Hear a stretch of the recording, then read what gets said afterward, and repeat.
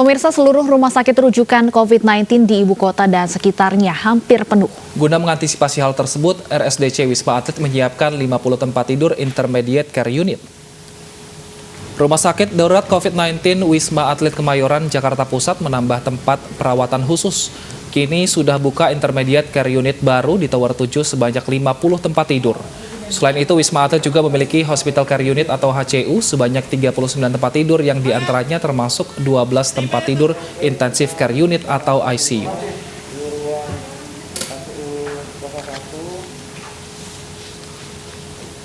Dan pemirsa, kita akan membahasnya lebih dalam. Sudah terhubung bersama kami Letkol Laut Dr. Giki M. Arifin, Koordinator Humas RSDC Wisma Atlet. Selamat siang, Dr. Arifin. Ya, selamat siang, Mas. Baik, Dok, untuk ICU ini apakah sudah bisa dipakai oleh pasien atau masih dalam persiapan, Dok? Ya, jadi sebelumnya boleh mengupdate dulu nggak untuk hari ini? Boleh, silakan, Dokter. Oke, Dok, kita update pasien yang dirawat tingkat hunian untuk Rumah Sakit Darurat COVID-19 Wisma Atlet Kemayoran per tanggal 12 Januari 2021 pukul 06.00 tadi pagi, bahwa kita pasien yang dirawat di Tower 4 adalah sejumlah 925 atau keterisiannya adalah 59,83%. Kemudian untuk Tower 5 sendiri ini sudah dihuni 1056, ini keterisiannya, kemudian sehingga 67,26% untuk keterisian di Tower 5. Kemudian Tower 6 sendiri pasien jumlahnya 908 atau 69,85% untuk tingkat keterisiannya. Kemudian Tower 7 sendiri sudah terisi 1.287 atau keterisiannya 81,56%. Jadi secara keseluruhan dari Rumah Sakit Darurat COVID-19 Wisma Atlet ini mulai Tower 4, 5, 6, dan 7 adalah pasien semua yang bergejala. Jadi pasien yang tidak bergejala sudah tidak dirawat di Rumah Sakit Darurat COVID-19 Wisma Atlet ini. Jadi jumlah bed secara keseluruhan adalah 5.994. Kemudian jumlah pasien keseluruhan adalah 4.176. Kemudian okupansinya secara keseluruhan dari Tower 4, 5, 6, dan 7 adalah 69,67% atau hampir 70%. Kemudian untuk antisipasi meningkatnya jumlah pasien yang bergejala, memang dari kebijakan pimpinan menyiapkan Tower 7 lantai 2 yang dulu memang sudah dipersiapkan untuk ICU dan HCU, sekarang diaktifkan kembali untuk lantai 7, ulangi, lantai 2 Tower 7, yaitu dengan menyiapkan sejumlah 50 bed untuk IMCU atau Intermediate Care Unit. Sehingga ini sudah disiapkan, sudah terinstall, kemudian sudah terisi pasien di 7 bed. Kemudian sisanya itu masih hari ini kita install untuk kelengkapan atau kekurangan dari instrumen dari yang ada di IMCU. Sehingga diharapkan untuk IMCU ini bisa minggu ini bisa terpakai 50 bed. Karena memang situasi dan kondisi saat ini yang kita ketahui bersama bahwa pasien saat ini banyak yang mengalami desaturasi atau penurunan oksigen di dalam tubuhnya. Itu yang memerlukan tempat yang khusus seperti HCU maupun IMCU untuk mendapatkan perawatan yang lebih intensif. Demikian, Mas. Jadi memang angka pasien yang bergejala meningkat dan pasien yang membutuhkan tempat intensif juga meningkat. Sehingga respon ini yang diambil keputusan oleh pimpinan untuk Tower 7 lantai 2 diaktifkan kembali untuk bednya. Baik. Begitu, Mas. Baik, 50 bed IMCU bisa siap dalam minggu ini. Kalau untuk Hospital Care Unit yang infonya sebanyak 39 tempat tidur, kapan bisa mulai digunakan, Dok? Ya, untuk yang 39 bed itu sudah ada di Tower 6, sudah dipakai dan sudah terisi semua.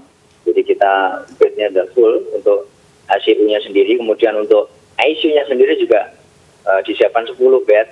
Untuk ICU, kemampuan ICU 10 bed. Kemudian kemarin yang ICU transisi yang jumlahnya 5 bed juga terisi penuh oleh pasien. Demikian, Mbak. Baik, terima kasih Dr. Arifin telah bergabung bersama kami dan juga terima kasih telah bertugas untuk merawat pasien COVID-19. Sehat selalu, dokter.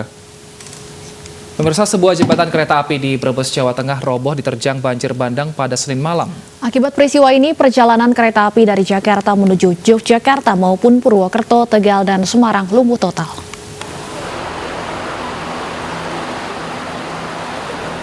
Jembatan kereta api yang terletak di atas Sungai Gelagah, Desa Tonjong, Kecamatan Tonjong, Brebes, Jawa Tengah ini roboh setelah diterjang banjir bandang pada Senin malam.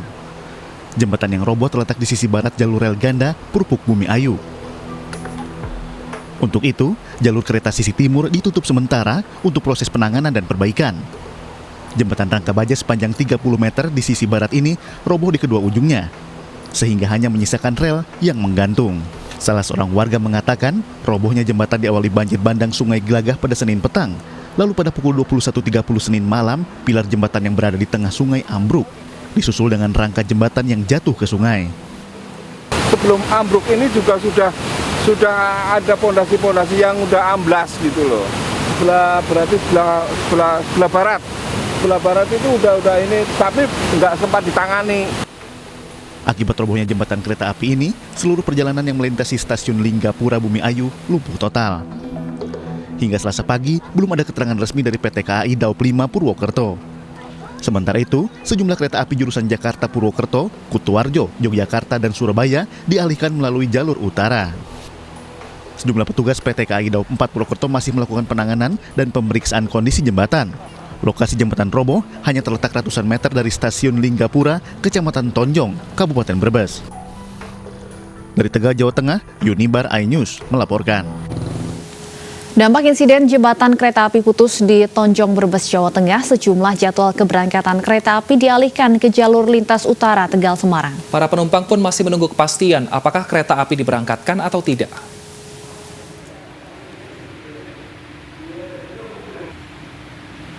Sejumlah jadwal keberangkatan kereta api terpaksa dialihkan ke jalur lintas utara Tegal Semarang pasca robohnya jembatan kereta api di Tonjong, Brebes, Jawa Tengah. Sementara itu, di stasiun Tegal, sejumlah calon penumpang kereta tujuan Yogyakarta pun terus menunggu kepastian terkait jadwal keberangkatan. Tapi sudah ada pemberitahuan, Mbak, dari stasiun? Tadi pagi. Udah ya? Udah. Berarti tetap berangkat ke Jogja ya? Iya. Lewatnya mana katanya, Mbak? Lewat Purwokerto. Lewatnya Semarang ya? Sejumlah kereta api tujuan Purwokerto, Kutuarjo, dan Yogyakarta dari arah Jakarta dilewatkan ke jalur lintas utara Tegal Semarang. Di antaranya KA Argo Lawu, Gambir Solo, KA Gajayana Gambir Malang, Taksaka, dan KA Mataram. Tadi malam di stasiun Tegal ada kereta api yang memutar yang seharusnya lewat Purwokerto dilewatkan di stasiun Tegal. Hingga kini, PT KAI Daop 4 Purwokerto masih melakukan penanganan jembatan kereta api yang roboh di atas Sungai Gelagah, Tonjong. Dari Tegal, Jawa Tengah, Yunibar iNews melaporkan. Hari keempat pencarian korban longsor di Desa Cihanjuang, Sumedang, Jawa Barat. 150 personil tim SAR gabungan dikerahkan mencari 24 korban yang masih tertimbun. Informasi selengkapnya kami hadirkan usai jeda berikut.